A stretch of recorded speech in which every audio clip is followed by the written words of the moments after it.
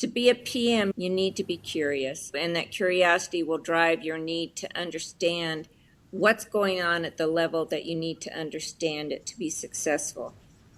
And I think that's one of the things that when they finally do state what it's going to be success in the project, they forget success is also being the project manager who understands what's being done and why it's being done, and understanding when it's being done and how it connects to the rest of the project.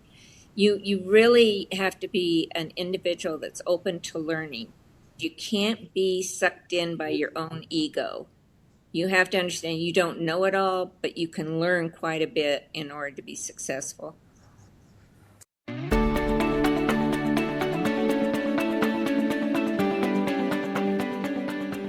Hi, welcome to Project Management Matters.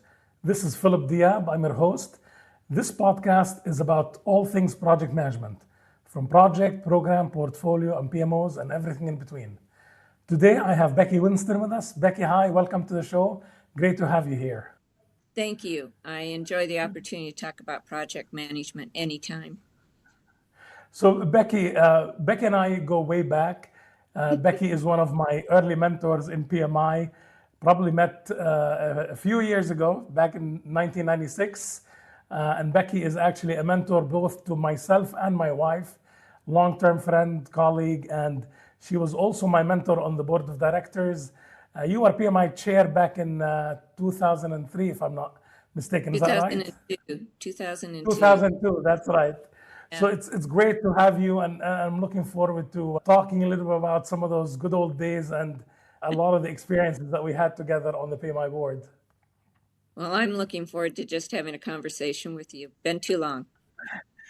Fantastic. Let us start a little bit about looking at your career and the span of your career in terms of government, private industry, nonprofit, academia, and so forth. You've served on the highest level of PMI leadership, and you've had quite an extensive career.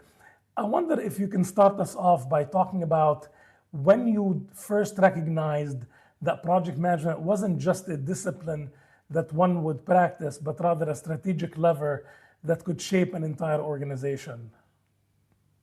Well, I would say it started when I joined the Idaho National Laboratory. And I was managing the research contracts with universities.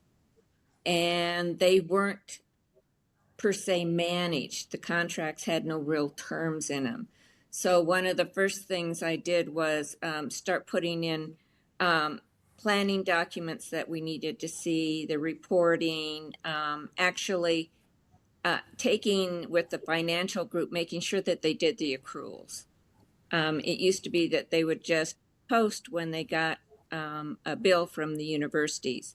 And anybody who's worked with universities know it can take 6 months to a year before you'll see a bill from them, even though they've been working. I had a friend of mine say, we'd really like you to come over to the environmental group here and do project management because you seem to know what you're doing. Little did they know that what I was doing was based on my law career, because I always had to tell the client what I was going to do, about how long it was going to take, and most important, how much it was going to cost them. So I moved over to the environmental area and discovered that what I was doing wasn't just the functional parts of project management, but I was actually making a difference at the site. And I was impacting the careers of several individuals at the site. And I think when I turned my focus to why we were doing this for the sponsor / customer, because at a national laboratory, you have both an internal sponsor and an external customer, I discovered the passion for it because it was more of the interaction. The other stuff was the technical side of project management, but the people interaction, the conveying of the technical scope, and making sure that the stakeholders were all engaged and involved that needed to be involved at various phases of the project was what really got me. And I decided, as I had done with law, There's got to be a professional organization out there. I started asking other people. They pointed me in the direction of PMI. And I tend not to do things halfway. So I became truly engaged through the specific interest groups that they don't have now. And then from there, the chair of or the president of the specific interest groups sat with the board of directors. And I would say my first introduction was the fact that the then president of the PMI board, because they had a chair and president back then, started talking about the strategic vision that they had. And their whole strategic vision was to get 25,000 members. And I raised my hand, and the unnamed individual called on me, and I said, that's a tactic. That's not a strategic plank. There's no goal here for a strategic vision. I was told that my comment was not necessary, not warranted, and they didn't want it. So then, yeah, I ran for the board, and with another individual who had vision and understood what needed to happen in strategic planning, named Hugh Woodard. We did the first strategic plan for PMI, and it actually had a goal 30 years out. And yes, gaining more members through communication about project management, about the standards, about their certification, etc., really moved that forward. So I think what I gained from that is not only all my mentors. I mean, we all need mentors, and the founders were my mentors, along with um, people like David Cleland. They really helped shape my career, not only in PMI, but if I was up against it, as every project manager has been throughout history, I could call them and say, hey, this is what I'm facing. Can you help me talk it through? And these people were just generous, beyond generous with their time. And I think that's one of the things about PMI I enjoyed.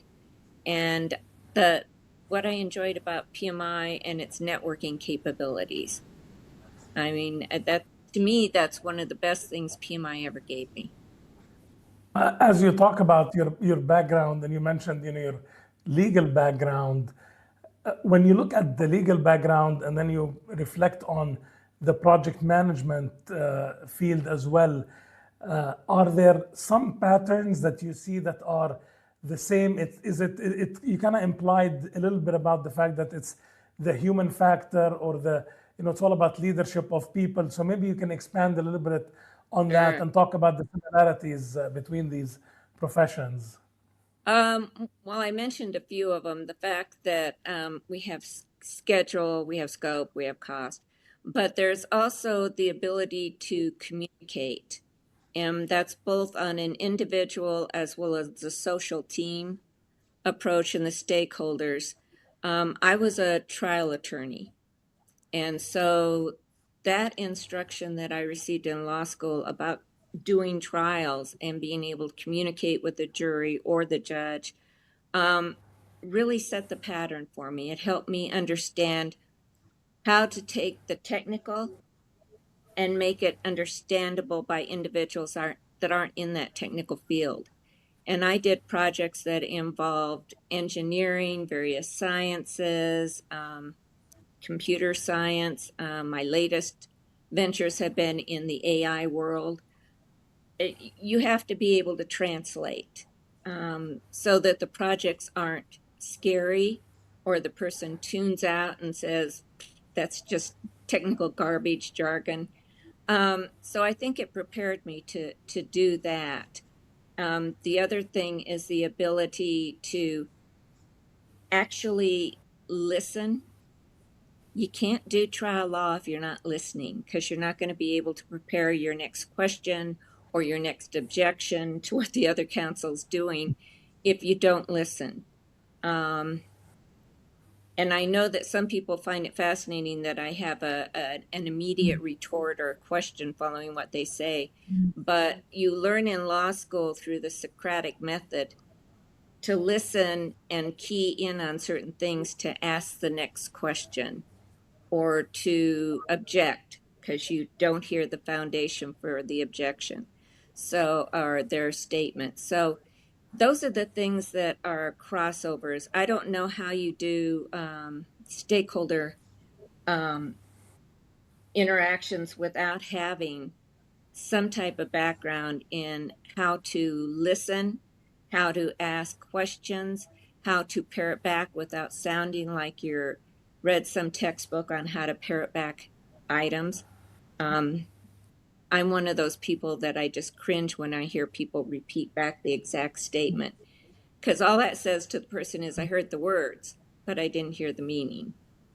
You mentioned earlier in your answer that you had to rely on your mentors for advice, especially when you were hitting a stumbling block or whatnot. And we all go through these phases where either we feel like the project is failing, something wrong is going on, and sometimes a lot of it is about having difficult conversation or navigate through confrontations or Oh, yeah. conflict. One of the things that I always remember about our interaction is that you really epitomize the ability to kind of navigate through these difficult discussions and conversations, and you do it with grace. So I think it would be very appropriate to talk a little bit about how you do that. Is that because of your legal profession background, or is that a personality trait, or something that you kind of learn with experience? Well, I think part of it, and I helped with the book that was published on neurocognitive intelligences. Part of it is understanding your strengths and weaknesses. And one of my weaknesses is patience. And so to maintain a state of at least appearing to be patient with people is to just engage in even a few seconds of mindfulness. Just be quiet, breathe, um, and then open your ears. Because the minute you calm yourself, and it's called somatic quieting, the minute you calm yourself, your ability to listen and respond is much better. Um, there's a lot of documentation about being empathetic, but I can't be empathetic if I don't listen. And we also need to be clear that there's empathy with an individual and there's empathy with a social setting, a team. So we have to practice and master those. And it's a matter of listening and understanding to some extent by the various cues, whether they're words, whether they're the individual saying something to you that keys an emotion. You need to be engaged on that level, not just the technical level that you're dealing with as far as a project, but the people. And whether it's a person or it's the team, they have personalities. I can have the most curmudgeon individual, but when they get in a team setting, the team doesn't become curmudgeon. The team is often more open than that individual, and that individual starts taking on some of those characteristics. So we also have to be careful about tagging a team by one individual interaction. The other thing I would say is make sure that you are studied for whatever interaction you're going to have. Too often, and I do a lot of what's known as shadow management. I go in and help organizations bring their project managers up to where they need them, their maturity level. Um, One thing I would say is that we need to be prepared for all the meetings, for all the interactions. And that means you can't view project management as a checklist. I did this, I did this, I did this. I encounter, for example, people who say, well, I did the risk register. Well, do you know what the risks are? Well, here's my risk register. No, do you know what they are? Do you know what the trigger for that risk might be? Do you know when it's likely to occur? You know, they are just doing perfunctory type actions instead of actually engaging in the project itself. So we have to be prepared. And that makes your interaction that much easier. The final thing is never presume you have the answer. Never. Um, don't set yourself up in your mind as an expert. That's part of it. I know it's an easy trap to get in because all of a sudden you're the senior project manager, all of a sudden you're the program manager, all of a sudden you're the executive vice president of project management. Don't ever presume you have all the answers. You're not in the day-to-day at that point. So one thing I would say is whenever you go into a situation, don't presume you have all the answers. Make sure you're listening. When I first joined the board of directors, for example, I have a tendency to close my eyes so I'm not being distracted, so I can really use these two appendages here. So when I close my eyes, I am listening intently. And at my first full board meeting, one of the other board members said, "She's sleeping." And I just slowly turned around and said, "No, she's not." And I said, "I do have a comment." And I can remember another board member going, "We'll never think of Becky sleeping in a board meeting. She's really listening." And that's so important to make sure that you're hearing what they're saying and you question what they're saying. Too many PMs that I do shadow management for don't want to ask a question because they're afraid it's going to make them seem stupid. Be the jester. It doesn't matter if they think that was a stupid question. What happens is the next question you ask is probably more directed and highlights the fact that they haven't fully communicated, or perhaps they have a gap in their knowledge, or perhaps they're not understanding how to really put a subject area into play. So you really don't understand the difference between quality control and quality assurance. And let me help you through it. There are just things that we need to listen for and cue in on. And anytime you presume that you have all the knowledge and you don't need to listen to them and all you need to do is share, you're falling into an ego trap. What's very interesting to me is so many of these nuggets of wisdom are interconnected. So, in order to be able to feel comfortable to ask questions and not feel stupid about it, requires a lot of preparation. I remember when I first attended my very first board meeting and I was attending as an observer. I think you were chair. You took me aside before the meeting, actually, before we were going to go to the next meeting. It was the Right. leadership session. And you said, "You're going to get ready to come to the board meeting. Make sure you read that binder. We're going to send it to you. Yes. Read it." And I just like read it cover to cover a couple of times because the last thing I wanted to do is come not prepared or not know what kind of questions I had. So that was a very good piece of advice in terms of coming into a situation and feeling a little bit more comfortable, even when the situation is a little bit more nerve-wracking because you're new or you're not sure exactly what things are going to happen in that session. Well, I have to say, I've been thoroughly proud of you and your career and your volunteer service. You just blazed. So Thank you. I appreciate that. I appreciate it. I want to continue to talk a little bit about your career trajectory, from that first time when you became aware of project management and got involved with PMI. You mentioned the size of PMI back then. Talk a little bit more about what was happening in the world of project management in terms of the level of awareness, the maybe, for lack of better words, the fragility of the growth of the profession as compared to what happened really a few years down the line, around the time when you became chair and the strategy was adopted, and then we saw that massive explosion of demand for the career. Yeah, quite a few things were happening.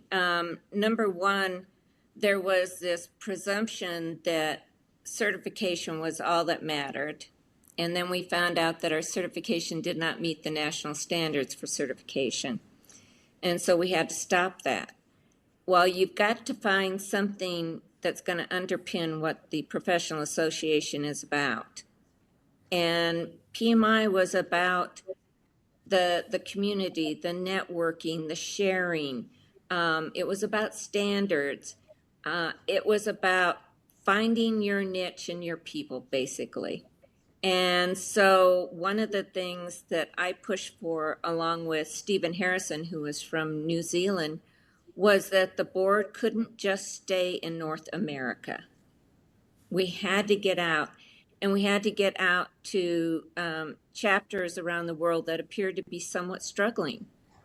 And we had to do that magic thing called communication. And we had to talk to them about the things that were important about the organization. The other thing that we had to do was make sure that we stayed in contact. One of my constant little nags that I talk to the CEO about and others is that when you drop into a chapter or you drop into the city, you have to follow up, and it has to be a continual follow up. That's what networking is all about. You have to continually reach out to people. We weren't doing that. We were more concerned about the financial survival. Well, that became a non-issue at a point when we went to these cities, when we went to Buenos Aires, when we went to Stockholm, etc. People heard about it.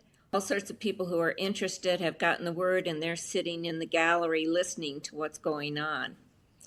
They also set up speaking engagements at universities for us, and at a couple corporations. For example, in Stockholm, we spoke to Nokia. At the time, they were big in the new cell phone industry. Mm-hmm. You need to follow through, and I think that's also one of the keys with project management, is that follow through. So I think those are the things that I experienced in project management that translated to the board activities, is that we have to work as a team. You have to constantly understand who your stakeholders are, and never lose sight of the fact that you have to communicate. And Yeah. that's not necessarily a natural talent for all people. And so we brought in people to help the board learn how to communicate. We brought people in to let the board understand their duties. And I know you went through that. And one of all the duties that you have, especially your fiduciary duty, can be highlighted by how well you communicate, not just taking care of financials. It's how well do you communicate with those people who have an interest in your professional association. So I think that led to the growth. Most people would have the certification, but the certification would lapse. Or they would be a member for a year or two because the corporation paid, and then it would lapse. From the time that I became a member of the board, and when I became a member of the board, I was actually the secretary treasurer of the board. I emphasized that fact that we had to communicate. And there were all sorts of bits of information that went out to members. We also let members know how much we cared about them when they volunteered. If you don't take care of leadership that are doing the actual work out in the field, that work's not going to get done. So we Mm-hmm. would send out not just certificates. I sent out personal letters that I signed to Mm-hmm. people to let them know how much we appreciated what they were doing. One of the things that I believe happened during your board tenure was the shift from basically the board looking at the operational side of PMI to transitioning to a more strategic look and handing over or delegating the operations. But if we look at the strategy, looking back at that, looking at your experience leading boards and leading a senior management team, I'm curious if you can reflect a little bit on what might be some of the most overlooked strategic planning elements within an organization that makes the strategy very difficult to achieve or even kind of rally everybody around it. Well, one of the things that makes it most difficult is if you really don't have the strategic vision. If you don't know what you ultimately want the organization to be and how you want it reflected. But you can't be down in the weeds. And that's what the board had been prior to that. They ran everything operationally. They had essentially administrators working for them. So by separating the strategy from the operations side and just noting to the operations side if you thought they were straying or there was a lack of emphasis in a certain area, that allowed the board to keep their eye on down the road.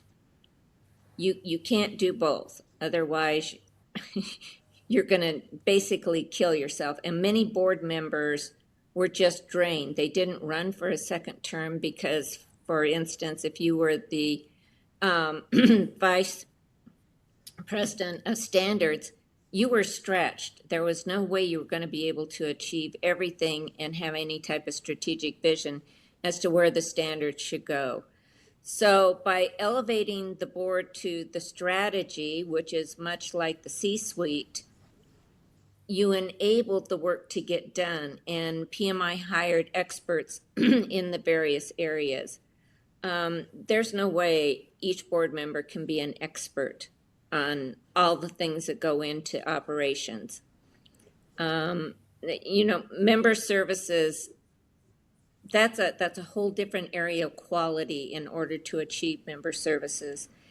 The board members at one point were handling all the technical questions that would come into member services about when you're going to be doing this, when you're going to be doing that, why does the standard read this way, etc. There was nobody else to deflect those questions to. And again, you can't do strategy if that's what you're focused on. So that change, which happened at a meeting in Dallas of a select group of us that were in leadership, was very important and very hard.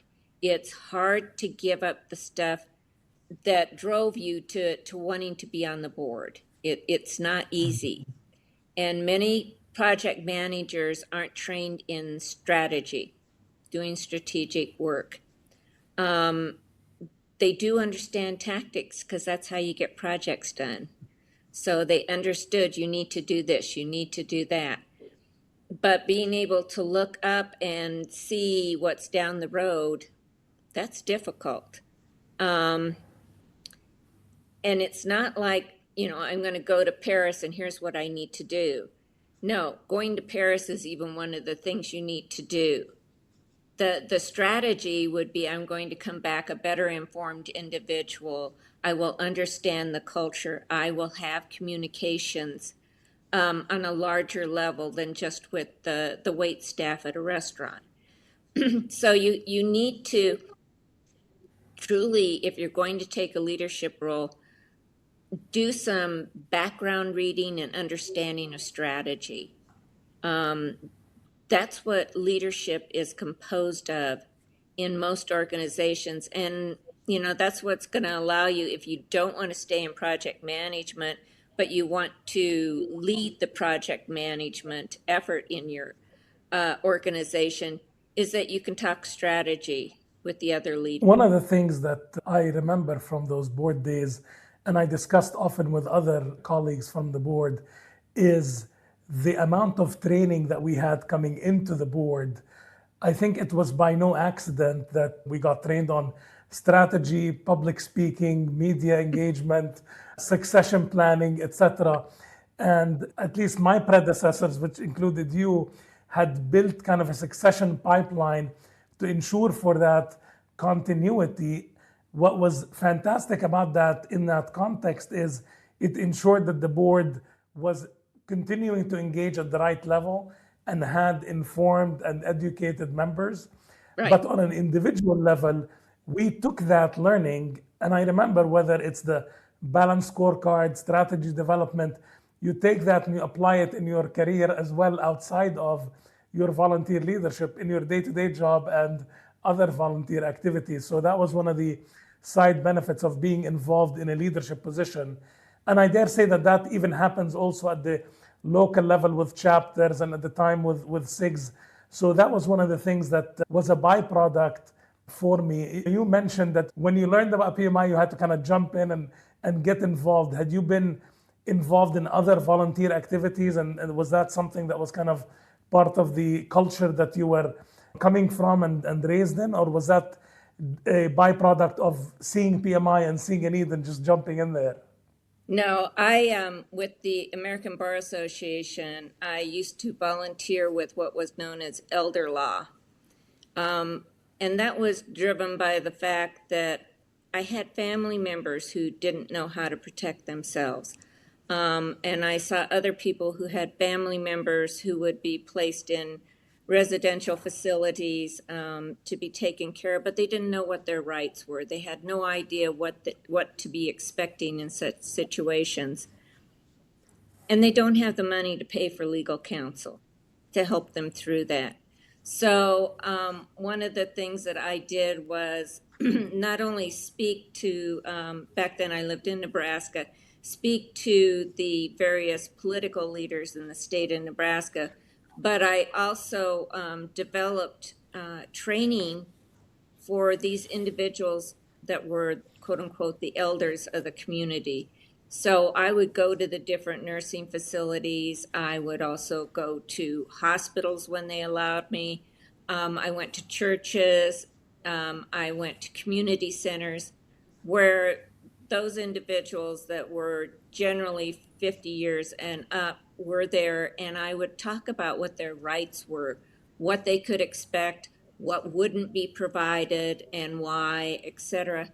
And I would also then talk to them about what resources were out there, were free, or that they paid for. So volunteering and communicating about the organization for which I was volunteering from that point on just became second nature. In your project management career, as you learned and began engaging at higher levels with your legal background, a lot of project management often includes teams with highly technical people.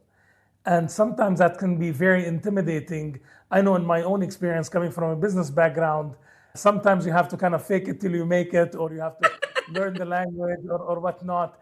I'm curious what your experience was like in terms of interacting with individuals who may come from a technical background with your law background. It's very unique in a sense because a lot of project management types come from an engineering background or a technical background. Yeah, well, I'll tell you, one of the benefits of coming from a different background than most of the team members was that I didn't want to do the technical work. I just wanted to know enough about it so I could feel the smoke that was being generated when things were going awry. But I I also am a diehard continual learning person. So I have taken classes in systems engineering, chemical engineering. I have to admit I haven't taken a mechanical engineering class, but I've taken a lot of the engineering stuff, and I also have a heavy science background from undergrad. I had 32 hours in biology, 32 hours in chemistry, belonged to those honor societies, etc. To be a PM, you need to be curious. You need to be curious. And that curiosity will drive your need to understand what's going on at the level that you need to understand it to be successful. And I think that's one of the things that when they finally do state what is going to be success in the project, they forget success is also being the project manager who understands what's being done and why it's being done, and understanding when it's being done and how it connects to the rest of the project. You really have to be an individual that's open to learning.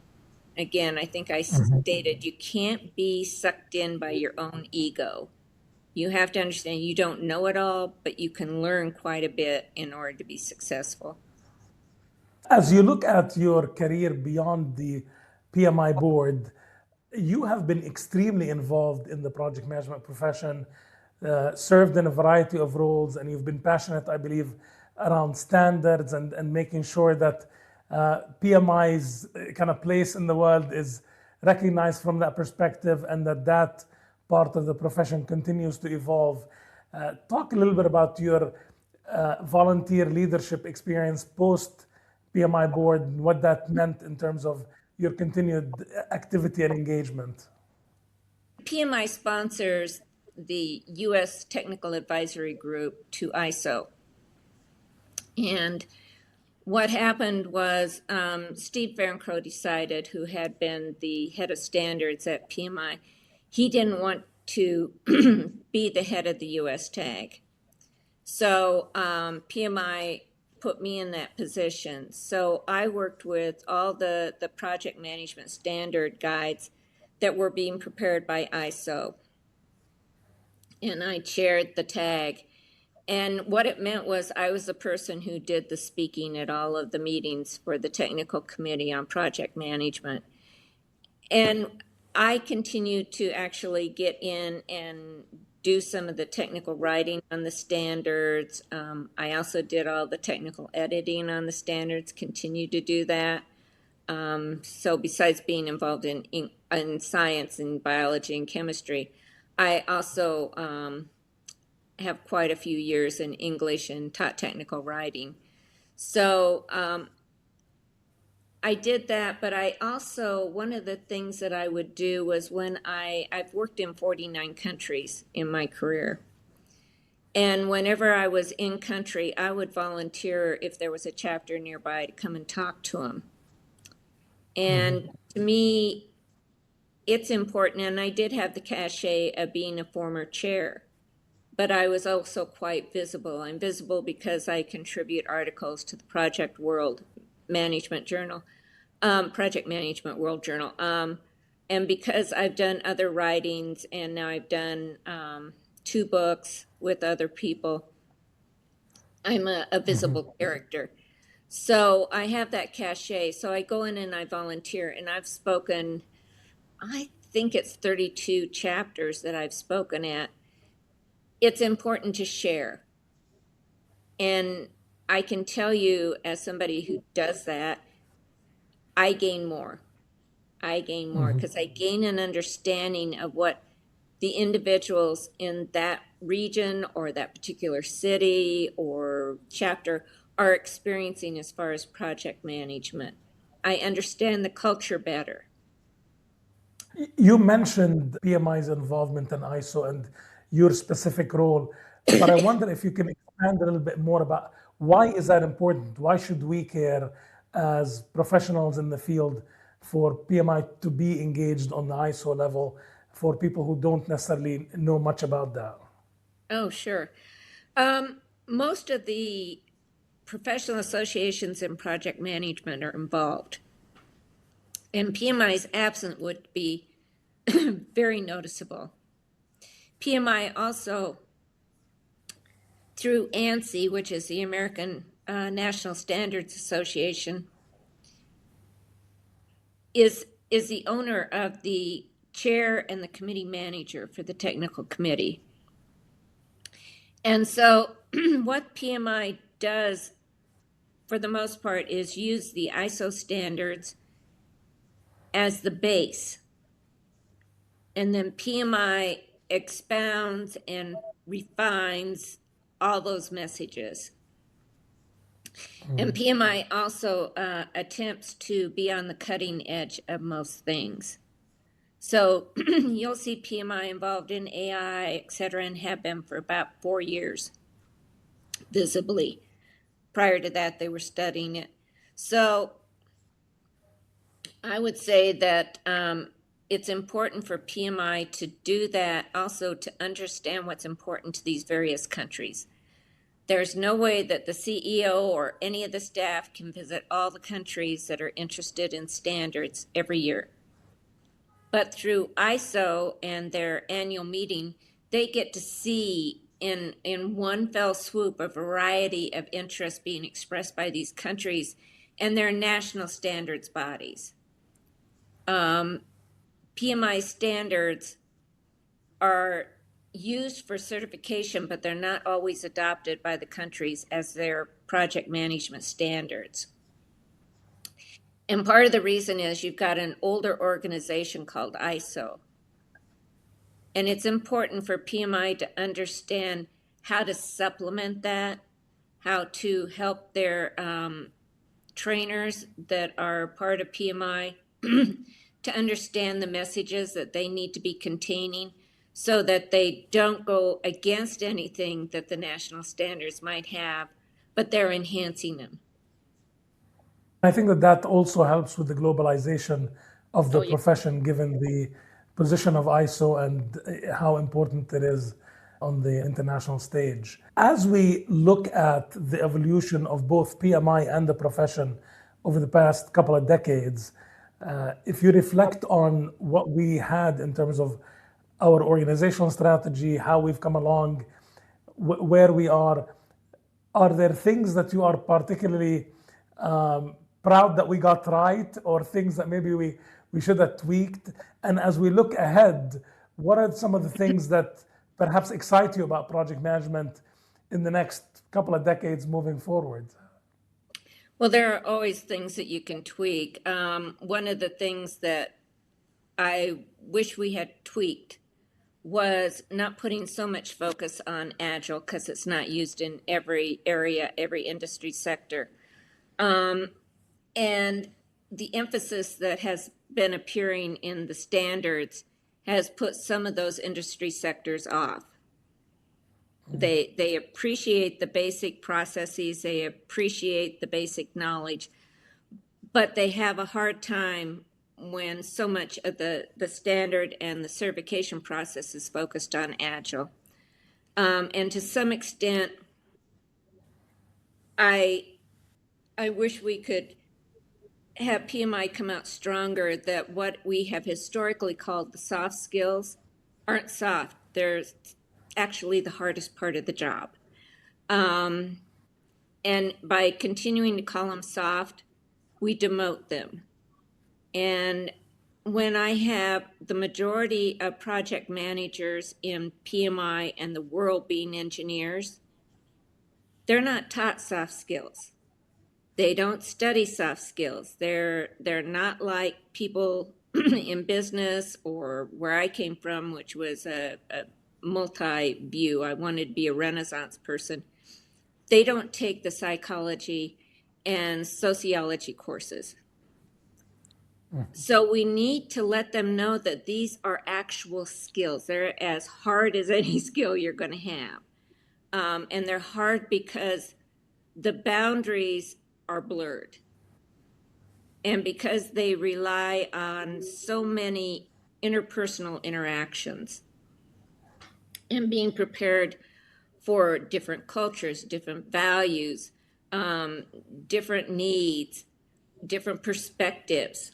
And I'll give you just a hint. If I was talking to someone in France right now about value, the term value has a monetary tone to it in France. So the word doesn't translate directly. So we need to consider the words that we're using as a global organization. And one of the things that I appreciate about ISO is that when they write standards, they need to translate easily to a variety of languages, especially English, French, and Russian. And I'll give you an example. The word execute in numerous languages, as you might be familiar, only means to kill. Well, we certainly don't want to kill the project after we planned it out. That doesn't make sense. So ISO uses the word implement.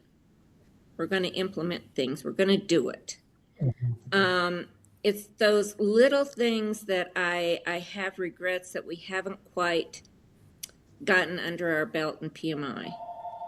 But I think, I Yeah. apologize for the phone.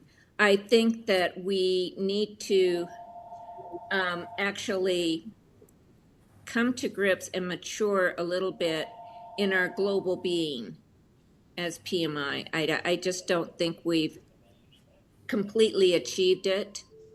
And we need the leaders who are on the board from all these various regions to speak out and to let us know what we aren't covering, what we aren't doing. And that's important for us to hear as leaders. It has gotten better, but as I reflect a little bit about PMI's growth, it did start out with individuals who had strong ties to the US initially, who happened to either reside overseas or work overseas, be stationed overseas. And then eventually, once these chapters or communities started developing, then it became a little bit more broader, as it were, than just individuals who had that strong tie to a North American perspective. We live in a world that is shaped by a lot of what's happening in the US. So some of those terms that might sound weird in other languages, we just kind of accepted them. I remember one of the first times I heard the word collaborate in a positive way was kind of surprising because, growing up and hearing it, the collaborator was not necessarily a positive spin on the word. And it changed over time because of how it was used in business and technology. Yeah, I mean, for even still for a few countries, the word collaborate has to do with the act of spying.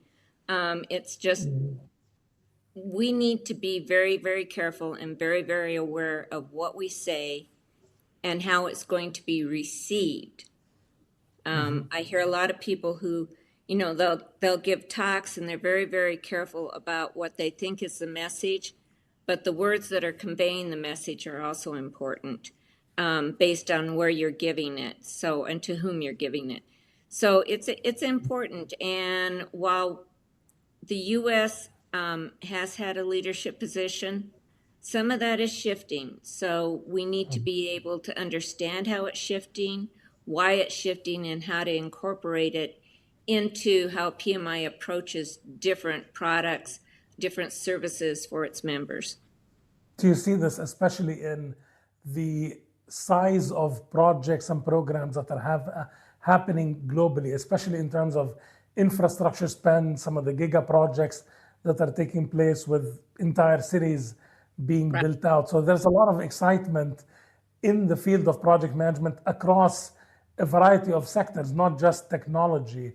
If you were to advise individuals who are either brand new to the profession or young in their career and interested in joining project management and taking on a project management role, what advice would you have for these individuals, regardless of age, young or old, in terms of project management and the opportunities that it presents?